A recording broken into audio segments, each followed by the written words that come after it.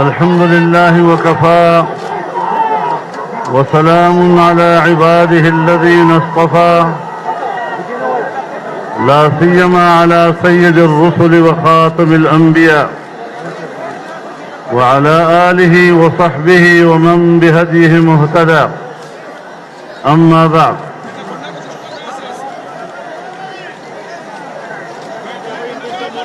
زعماء قوم،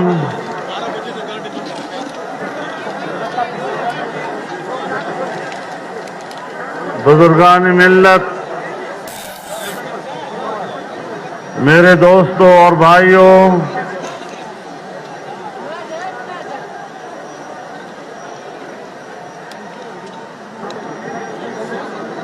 Pakistan democratic movement کے زیر اہتمام کوئٹہ میں اس فقید المثال اجتماع کے انعقاد پر میں اہل کوئٹہ کو اور اہل بلوچستان کو دل کی گہرائیوں سے مبارکباد پیش کرتا ہوں اور صمیم قلب سے آپ کا شکریہ ادا کرتا ہوں.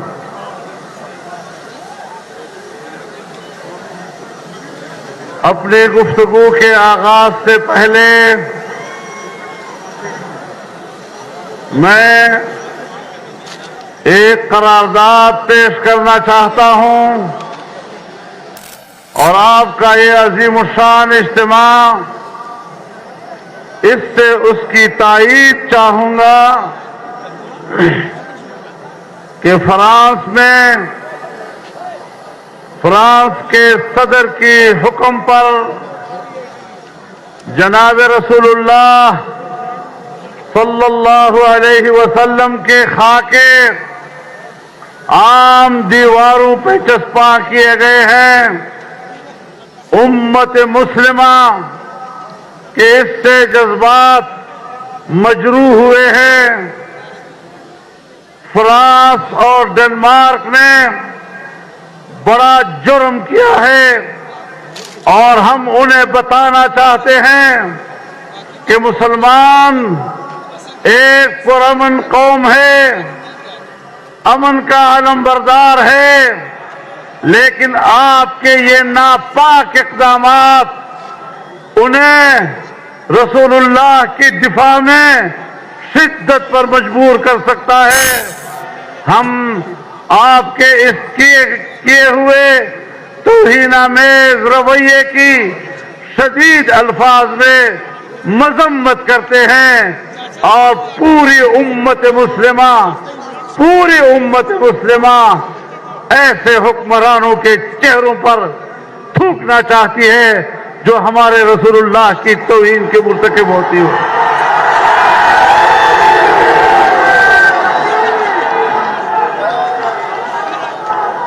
میرے خیال میں ہم سب کے ایک ہی جذبات ہیں اور ہم سب اس بات پر متفق ہیں کہ ایسے ناپاک اقدامات فوری طور پر روک دیے جائیں، جبکہ یورپ ہی کے ایک عدالت نے اسے اظہار رائے کہنے سے، اظہار رائے کی آزادی کہنے سے انکار کیا ہے اور اسے مسلمانوں کے جذبات کو مجروح کرنے کا سبب ہی نہیں کہا بلکہ اس کو جرم قرار دیا ہے.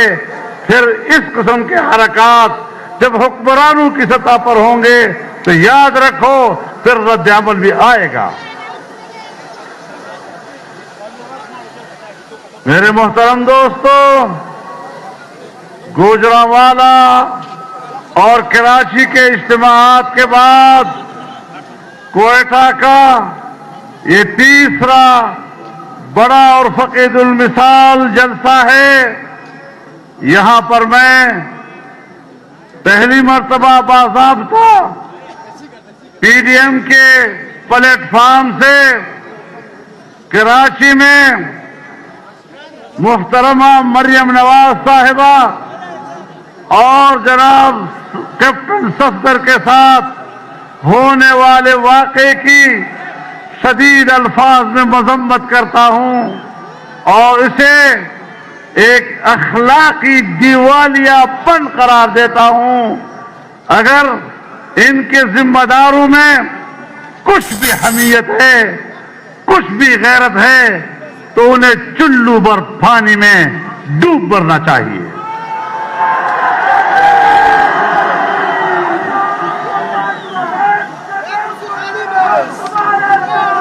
میرے محترم دوستو، جس طرح کراچی میں واقع ہوا، یہاں بلوچستان کے ایک مہمان کو ایئرپورٹ پر گرفتار کرنا، یہ بلوچستان کی روایات کے خلاف ہے، مہمانداری کے خلاف ہے۔ ہم اس کی بھی مذمت کرتے ہیں۔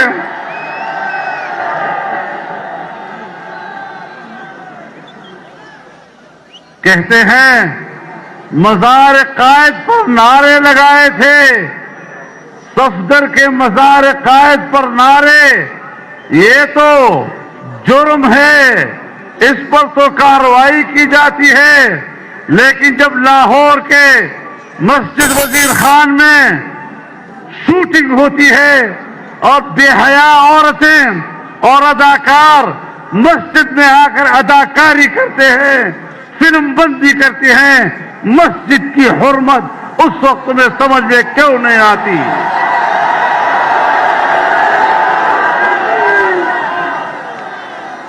میرے محترم دوستو،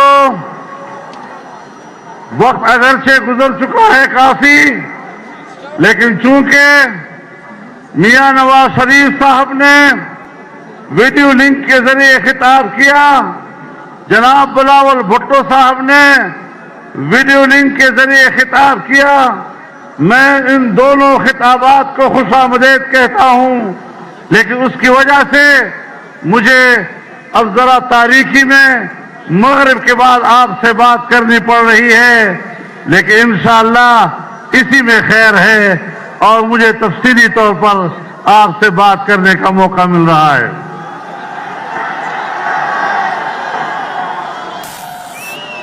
میرے محترم دوستو،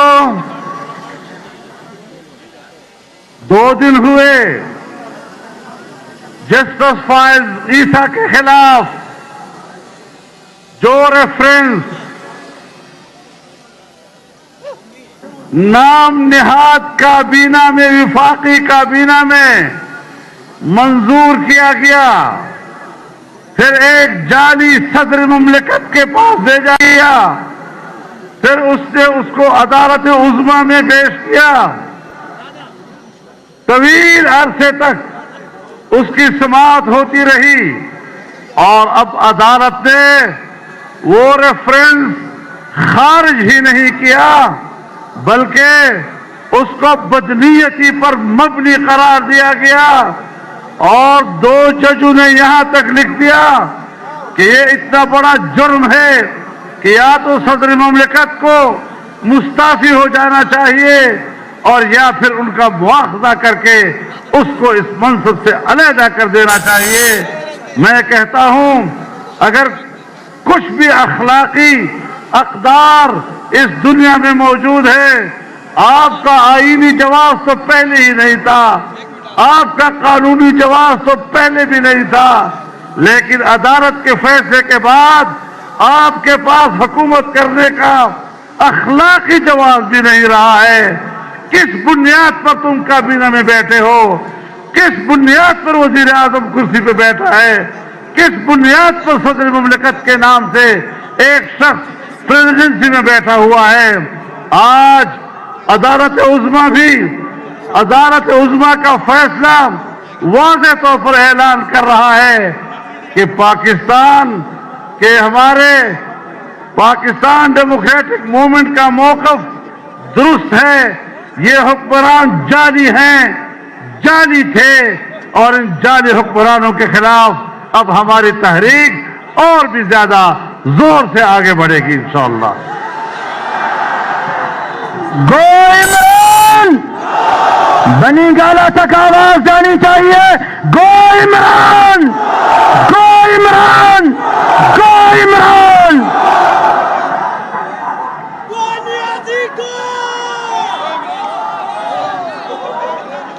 میرے محترم دوستو، میرے بھائیوں، ہم آج بلوچستان کی سرزمین پر گفتگو کر رہے ہیں۔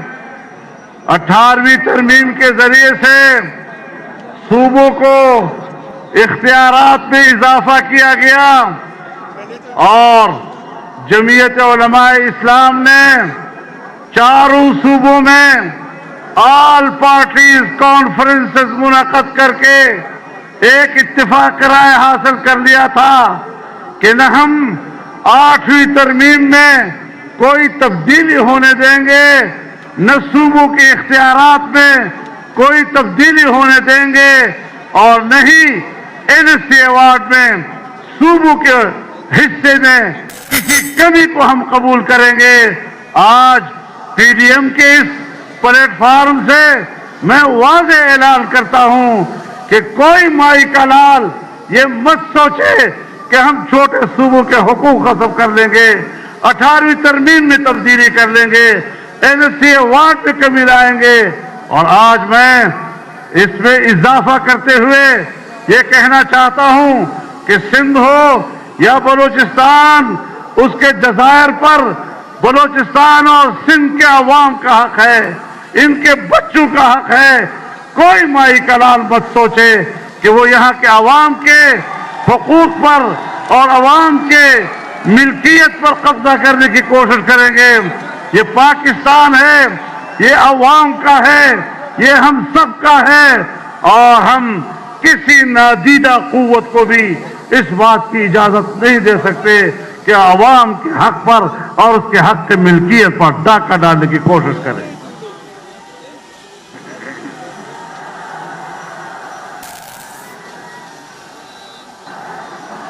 میرے محترم دوستو،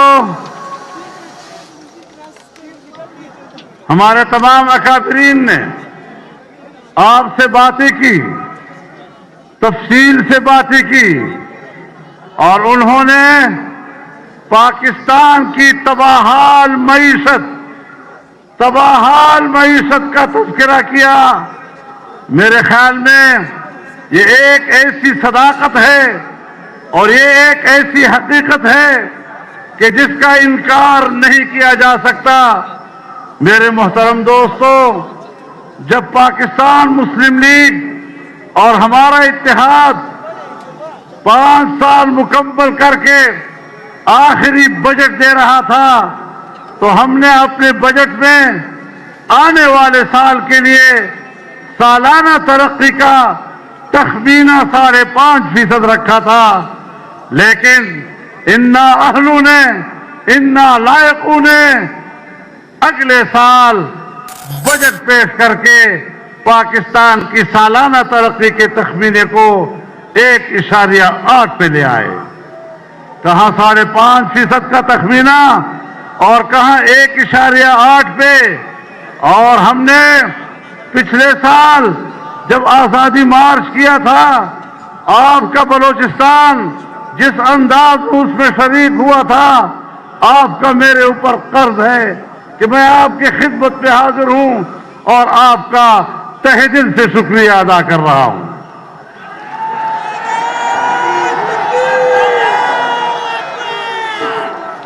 ہم نے اس وقت بھی کہا تھا کہ مزید ملک ان کے حوالے مت کرو، اگر ملک ان کے حوالے ہوتا ہے ملک کی معیشت اور تباہ ہو جائے گی۔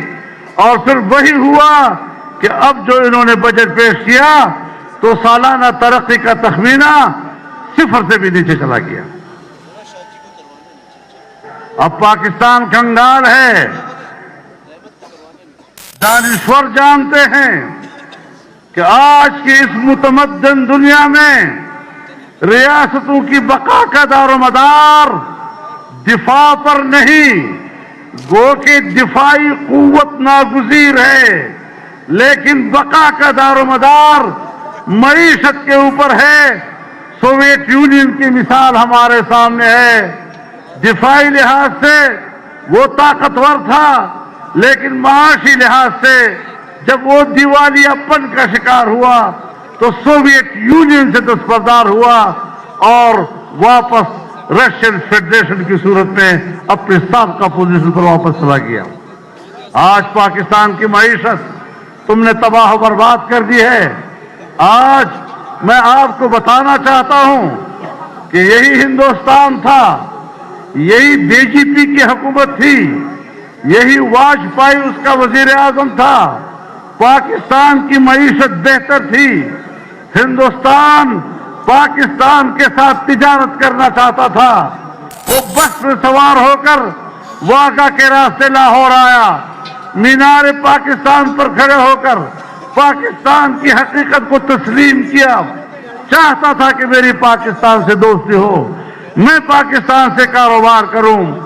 افغانستان آپ سے کاروبار کرنا چاہتا تھا، اس زمانے میں ایران آپ سے کاروبار کرنا چاہتا تھا، اس زمانے میں مشرق وسطی آپ سے کاروبار کرنا چاہتا تھا، لیکن آج وہی ہندوستان ہے، وہاں پر اسی بی جے پی کی حکومت ہے، اور آج وہاں مودی کی حکومت ہے، لیکن مودی کا رویہ پاکستان کے ساتھ اتنا دشمنی کا ہے، اتنا معاندانہ ہے، جو صاف یہ بتا رہا ہے کہ پاکستان اب معاشی لحاظ سے کنگال ہو چکا ہے، اور ہماری کمزوری کا فائدہ اٹھاتے ہوئے ہندوستان اب پاکستان کا خاتمہ کرنا چاہتا ہے۔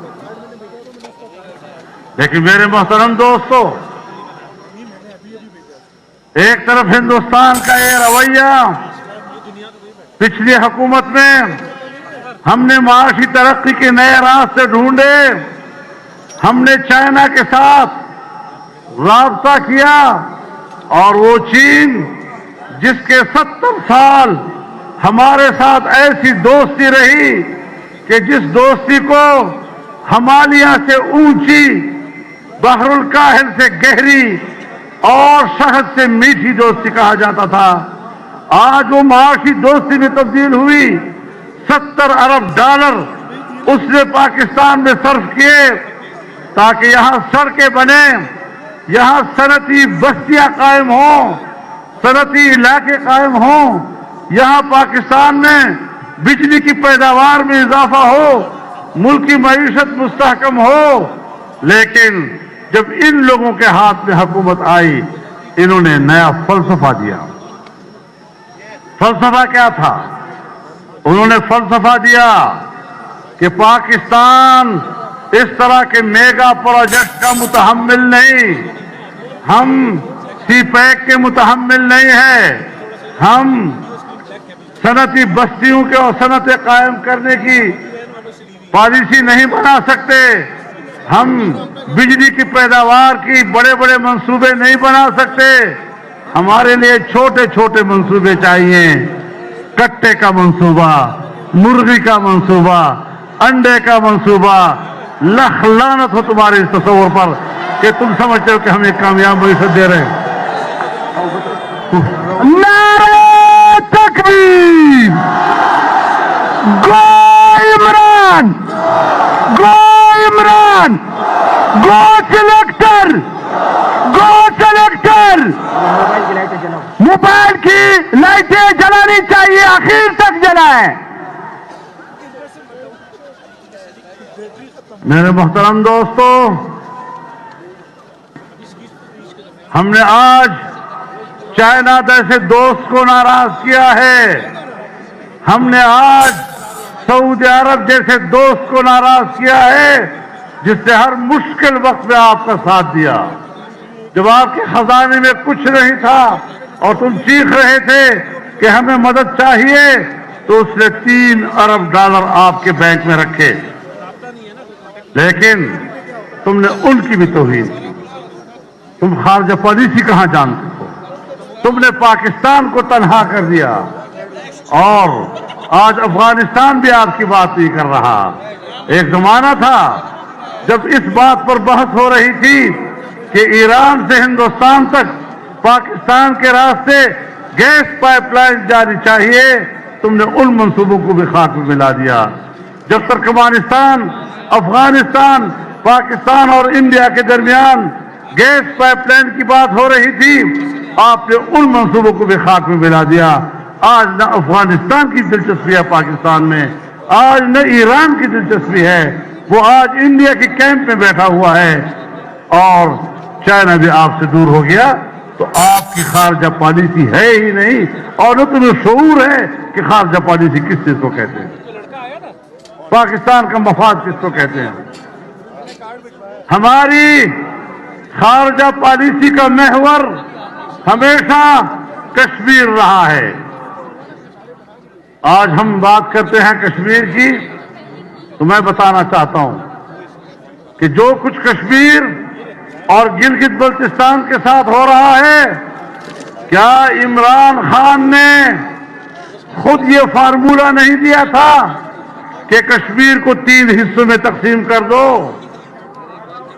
اور صرف یہ نہیں کہ انہوں نے کشمیر کو 3 حصوں میں تقسیم کرنے کا فارمولہ دیا تھا، انہوں نے دعا مانگی کہ اللہ کرے ہندوستان میں مودی جی کی حکومت آئے،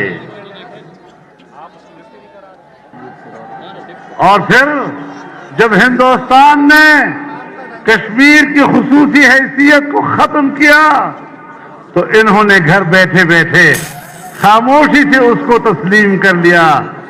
یہ کشمیر فروش ہیں، انہوں نے کشمیر کو بیچا ہے۔ کشمیریوں کے 70 سالہ مظلومیت ان کی نظر میں کوئی حیثیت نہیں رکھتی۔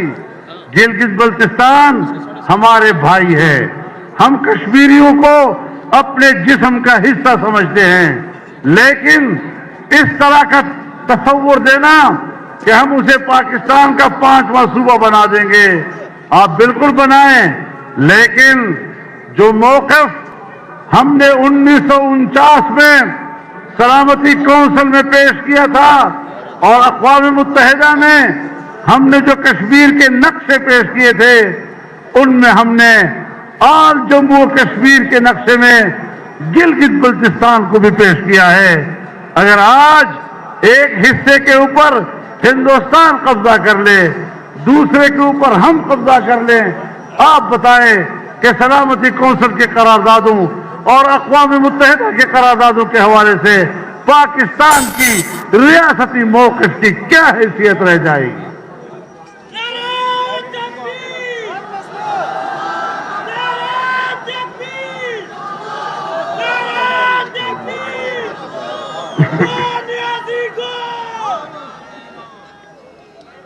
تو میرے محترم دوستو، اور اس پر اضافہ کیا کیا؟ ہم یہ کہتے ہیں آپ کی آل پارٹیز کانفرنس کی وجہ سے ہندوستان خوش ہوا ہے، ہندوستان اس سے خوش نہیں ہو سکتا۔ ہندوستان نے اس وقت خوشی منائی جب آج کی ہماری پاکستان کی وفاقی حکومت نے آزاد کشمیر کے وزیر اعظم کے اوپر غداری کا مقدمہ درج کیا۔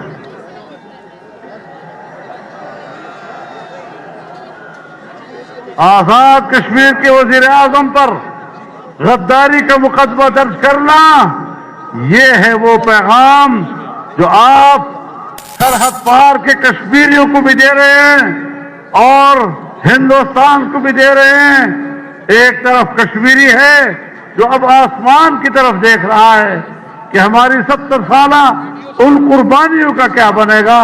ہم نے ان کے خون پر سیاست کی، ہم ان کے خون پر اچھلے کودے، ہم نے ان کے خون کو بیچا، ہم نے وہاں کی خواتین کی عصمتوں پہ سیاست کی، ہم نے وہاں کے چھوٹے چھوٹے بچوں کے چہروں سے، ان کی بہتے ہوئے چہروں سے اچھلتے خون پر سیاست کی ہے۔ آپ مجھے بتائیں کہ اس قسم کی پالیسیوں کے بعد کشمیر کا بچہ ہمارے بارے میں کیا سوچے گا؟ میرے محترم دوستو، اس حوالے سے آپ دیکھ رہے ہیں کسی پیک کا کیا حشر ہو گیا، کس طرح ہمارا ایک عظیم الشان منصوبہ آج کٹائی میں پڑ گیا ہے۔ جو حشر پشاور میں بی آر ٹی کا ہوا ہے وہ پورے ملک میں سی پیک کا ہو گیا۔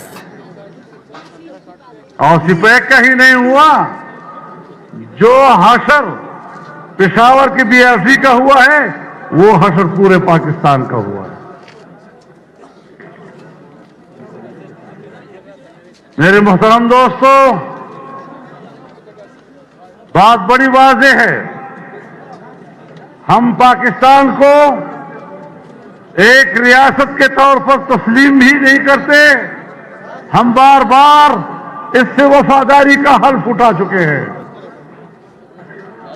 اور ایسے حالات میں جبکہ ملک کی معیشت تباہ ہو چکی اور وہ تباہی ریاست کے لیے اب ایک خطرے کی گھنٹی بج گئی ہے، ان حالات میں آپ کا میدان میں آنا، ہمارا میدان میں آنا، یہ پاکستان کی بقا اور اس کی حفاظت کے لیے ہو سکتا ہے، اس کے علاوہ کوئی دوسرا مقصد نہیں ہو سکتا۔ ہم اداروں کے دشمن نہیں، ادارے ملک کے لیے ناگزیر ہوتے ہیں، ہم اداروں کا احترام کرتے ہیں، ہم اداروں کے ذمہ داران کا احترام کرتے ہیں، لیکن اگر وہ پاکستان پر مارشل لا مسلط کرتے ہیں یا ایک جعلی حکومت کی پشتی بانی کرتے ہیں تو پھر ان سے گلہ کرنا، ان سے شکایت کرنا، ان سے احتجاج کرنا ہمارا حق بن جاتا ہے۔ آج بھی ہماری اسٹیبلشمنٹ جعلی حکومت کی پشت پناہی سے دستبردار ہو جائے، آج بھی قوم کے سامنے معذرت کر لے کہ ہم نے الیکشن میں غلط کیا تھا، ہم نے قوم کا مینڈیٹ تباہ کیا تھا، ہم آج بھی ان کو اپنی آنکھوں میں بٹھانے کے لیے تیار ہیں۔ لیکن عجیب بات ہے کہ میں جرم کروں تو میں پاکستان کا دشمن ٹھہروں، میں جرم کروں تو پھر میں سزائے موت کا حقدار بنوں، اور یہ پاکستان کے ایسے مالک کہ عوام کو جانور سمجھیں اور وہ یہ سمجھیں کہ ان جانوروں کے سامنے ہم جو چارہ ڈالیں گے وہ چارہ وہ قبول کریں گے۔ میں علن اعلان کہتا ہوں کہ میں طاقتور سے طاقتور قوت کی بھی اس حیثیت کو تسلیم کرنے کے لیے تیار نہیں ہوں کہ وہ قوم کو جانور سمجھے اور اس کے سامنے جو چارہ ڈالے وہ قبول کرے۔ نعرہ تکبیر! کوئی قدم بڑھاؤ، کوئی قدم بڑھاؤ!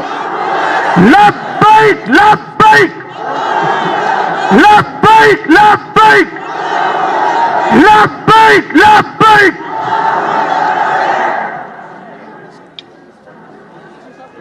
اب اگر ہمیں کہا جاتا ہے کہ ایسے حکمرانی کو تسلیم کرو، ان کی عزت کرو، پلان کے مائے فض افریقہ ورجے میرے بات فیضوان رواش ہوئی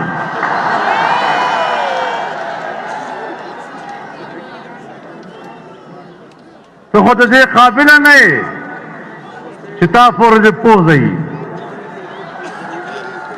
اور سلمان عزت غواڑے، سلمان احترام غواڑے، اور بیاوائی دا ریاست مدینہ دا، ریاست مدینہ میں دا کوفہ دا کوفہ۔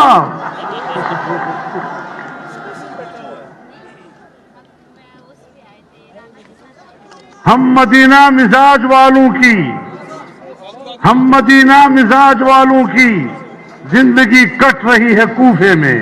واہ واہ واہ! حسینی کردار زندہ کریں گے۔ میرے محترم دوستو، ہم جن حالات سے گزر رہے ہیں، جس نبی مرسل کے ہم امتی ہیں، ان کی ایک شان ہوا کرتی ہے، اس میں ایک کردار حسین کا ہوتا ہے، دوسرا کردار یزید کا ہوتا ہے۔ ہم حسین کے پیروکار ہیں۔ वाह जिन्होंने यजीद के इक़्तिदार को कभी तस्लीम नहीं किया।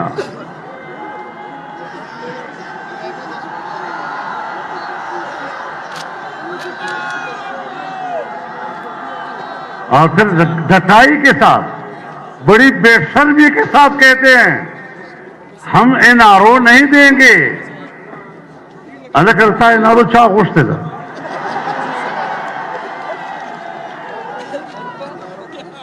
उस वक्त एनआरओ वाड़े इंशाल्लाह नबे दरको को खुशवा। एनआरओ हमारी जरूरत नहीं, एनआरओ अब तुम्हारी जरूरत होगी। और तुमने इंसाफ के नाम पर कौम को धोखा दिया।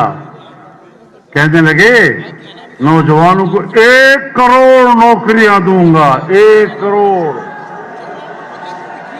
1 करोड़ नौकरियां सन 1947 से लेकर आज 72 साल तक पाकिस्तान में कुल नौकरियों की तादाद 1 करोड़ तक नहीं पहुंची है। तुम 1 साल में मुझे किस तरह 1 करोड़ की नौकरी देते हो? अब कहते हैं चर्च पियो मत जियो। किस तरह नौजवान को इस तरह धोखा दिया जाता है? किस तरह बेरोजगार नौजवान को के मुस्तकबिल को तारीख किया गया है?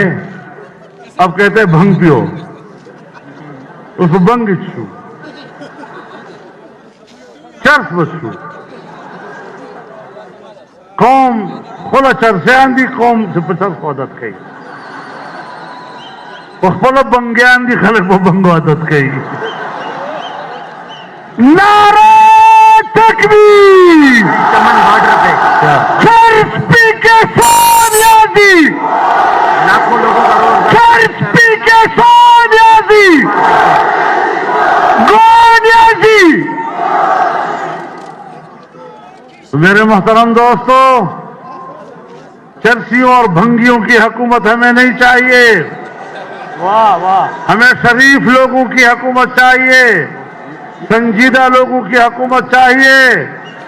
और ये जो मैं आपसे बातें कर रहा हूं, मुझे पता है कि कोयटा के गिरदपेश में कहां कहां पर लोगों को रोका गया है जो इस जलसे के बराबर के लोग हैं। मैं उनको भी खिताब कर रहा हूं, मैं उनको भी खुशामदीद कह रहा हूं। वो भी हमारे जलसे के शुरका हैं। और इससे अंदाजा लगा लिया जाए कि इस तरह आसानी से हम पर हुकूमत नहीं की जा सकती। मैं आपकी हुकूमत का इनकार करता हूं, मैं आपकी हुकूमत को तस्लीम नहीं करता। मैंने पहले दिन से आपकी हुकूमत को तस्लीम नहीं किया और आज भी उसी मौके पर डटा हुआ हूं।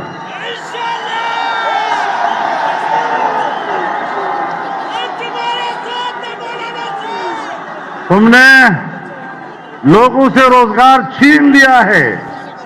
तुमने 1 करोड़ नौकरियां क्या देनी हैं? तुमने 26 लाख से ज्यादा बरसर रोजगार मुलाजिमीन को मुलाजमतों से निकाल दिया है।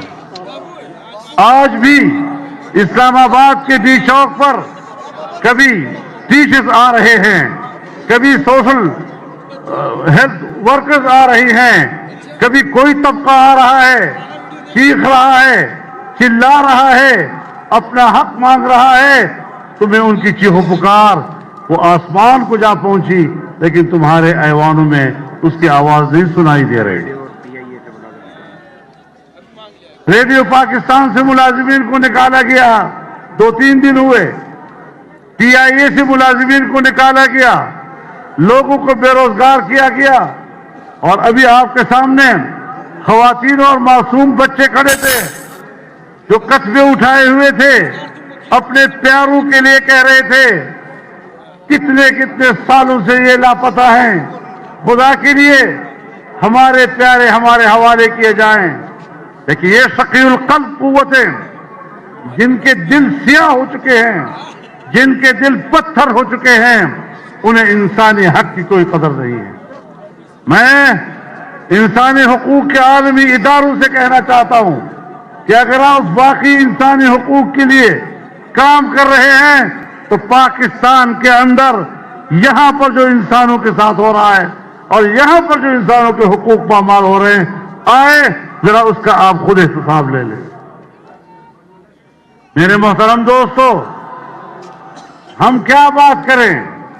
وہ امریکہ جو سمجھتا ہے کہ ہم پاکستان کے آقا ہیں، ہیلری کلنٹن نے چند روز پہلے اس کا انٹرویو منظر عام پر آیا ہے اور اس سے پوچھا گیا کہ ڈیپ اسٹیٹ کس کو کہتے ہیں؟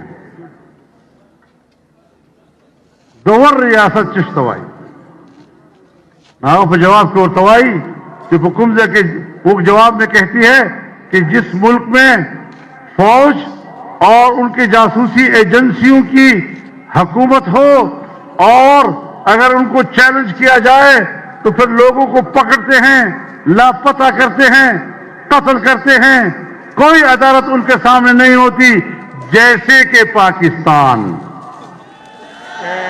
جیسے کہ پاکستان۔ یہ میں نہیں کہہ رہا، وہ آقا آپ کو خود کہہ رہا ہے، اس کا خاوند وہاں کا 2 مرتبہ صدر رہ چکا ہے اور جو خود صدارت کے لیے امیدوار رہ چکی ہے۔ تو معمولی لوگوں نے وہاں بات نہیں کی ہے، تو ہمیں ذرا اپنا چہرہ آئینے میں دیکھ لینا چاہیے۔ ہمیں پاکستانی قوم کی اس صورتحال ہمیں قبول نہیں ہے۔ ہم کو ایک آزاد مملکت دیکھنا چاہتے ہیں، ایک خود مختار مملکت دیکھنا چاہتے ہیں، اور ہمارے آباء و اجداد نے ہمیں اگر درس دیا ہے تو آزادی کا درس دیا ہے، اور اگر مجھے محسوس ہو جاتا ہے کہ پاکستان ایک غلام مملکت ہے تو بخدا انشاءاللہ اس وطن عزیز کے لیے آزادی کے جہاد لڑوں گا۔ واہ واہ واہ، نعرہ تکبیر، نعرہ تکبیر، نعرہ تکبیر، قائد قدم بڑھاؤ، قائد قدم بڑھاؤ، قائد قدم بڑھاؤ۔ ہم نے ہمیشہ اس وطن عزیز کو ایک خود مختار وطن کہا ہے۔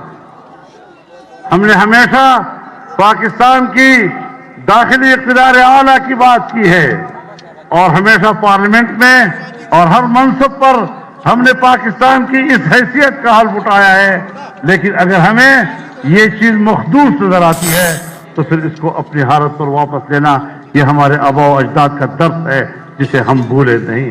واہ، میرے محترم دوستو، اب یہ سفر جاری ہے اور جاری رہے گا انشاءاللہ۔ آپ کی مرضی ہے، ظلم سے نکلنا چاہتے ہو تو ہمت کرو، آگے بڑھو۔ لائیو جا رہا پورے پاکستان کو کہنا۔ پورے قوم سے کہنا چاہتا ہوں، پورے پاکستان کے جوانوں سے کہنا چاہتا ہوں، پورے پاکستان کے بوڑھوں سے بزرگوں سے کہنا چاہتا ہوں، پورے پاکستان کے ماں اور بہنوں سے کہنا چاہتا ہوں کہ اگر پاکستان کو مستحکم بنانا ہے، اس کو آزاد رکھنا ہے، اس کو معاشی طور پر خوشحال رکھنا ہے، تو پھر میدان میں جانا ہوگا۔ گھروں میں بیٹھے بیٹھے آزادی نہیں ملا کرتی، واہ، گھروں میں بیٹھے بیٹھے خوشحالی نہیں ملا کرتی۔ ہر شخص کمانے کے لیے گھر سے باہر تو نکلتا ہے نا، گھر میں بیٹھے بیٹھے تو روزی اس طرح نہیں آئے گا، کچھ محنت کرنی پڑتی ہے۔ اگر پورے ملک میں پوری قوم پر اس قسم کے حالات مسلط ہو جائیں تو پھر قوم کو نکلنا پڑتا ہے۔ اس لیے میں واضح کر دینا چاہتا ہوں کہ ہماری فوج ہمیں عزیز ہے۔ میرے نزدیک فوج کی حیثیت ایسی ہے جیسے آنکھوں کی پلکیں، سرگ بانا، آنکھوں کی پلکیں سرحدات، آنکھوں کی سرحدات کی حفاظت کرتی ہے، اور یہ صرف سرحدات پر ہی ہوتی ہے۔ لیکن اگر ان پلکوں کا ایک بال بھی اپنے حد سے تجاوز کر کے آنکھ کے اندر آ جاتا ہے تو پھر آنکھ بے قرار ہو جاتی ہے، تو پھر آنکھ اشک بہاتی ہے، یا تو اشک بہاتے بہاتے وہ بال نکل جائے ورنہ پھر اس بال کو نکالنا پڑتا ہے۔ वाह वाह